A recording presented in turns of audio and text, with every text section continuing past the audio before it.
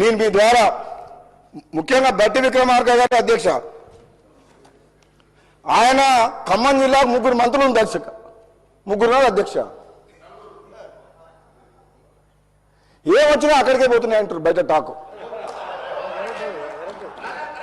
ఏదొచ్చినా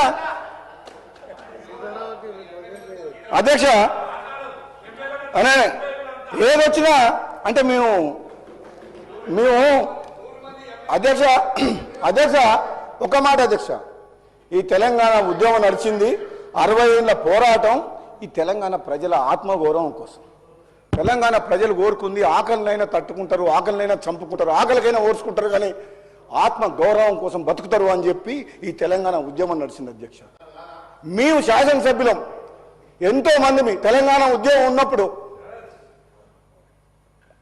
మా సొంత పార్టీని ఎదిరించి కూడా పార్లమెంట్లో తెలంగాణ గొంతు వినిపించి తెలంగాణ తీసుకొచ్చినాం అధ్యక్ష. మాకుండదా అధ్యక్ష?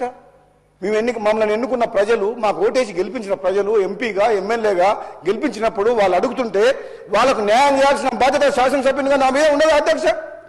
ముఖ్యమంత్రి గారు పదే చెప్తున్నారు, నన్ను కొడంగల్ ప్రజలు గెలిపిస్తే నేను ముఖ్యమంత్రి అయినా కొడంగల్ చేసుకుంటా అన్నప్పుడు ఒక శాసనసభ్యునిగా రాజగోపాల్ రెడ్డికి కూడా ఆ ప్రాంత ప్రజలకు న్యాయం చేయాల్సిన బాధ్యత నాకుంది కదా అధ్యక్ష.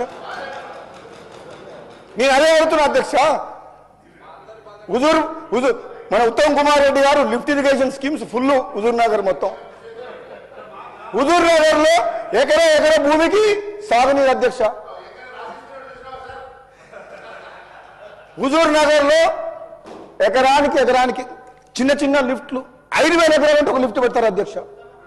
మాకు లిఫ్ట్ లేదు, కాలువ లేదు, రిజర్వాయర్ లేదు, చెరువు లేదు, కుంట లేదు. ఏమనాలి అధ్యక్ష? మేము మునుగోడు నియోజకవర్గ ప్రజలు నన్ను ఎన్నుకున్న ప్రజలకు ఏం చెప్పాలి అధ్యక్ష? మాట్లాడే చేత కాదా నాకు? లేదంటే నేను ఏమన్నా ప్రలోభాలకు లొంగే వ్యక్తినా? ఎవరన్నా బెదిరిస్తే భయపడే వ్యక్తినా? దేనికి భయపడని వ్యక్తిని, ప్రలోభాలకు లొంగని వ్యక్తిని మన ప్రభుత్వం ఉండి శాసనసభ్యునిగా నా ప్రాంతానికి అన్యాయం జరుగుతుంటే నేను మాట్లాడకుండా ఉండడం నేరం అధ్యక్ష. ఒకవేళ నేను ఆ ప్రాంత ప్రజలకు న్యాయం చేయలేనప్పుడు ఈ పదవిలో ఉండడానికి అనర్హుని అధ్యక్ష. నేను 2.5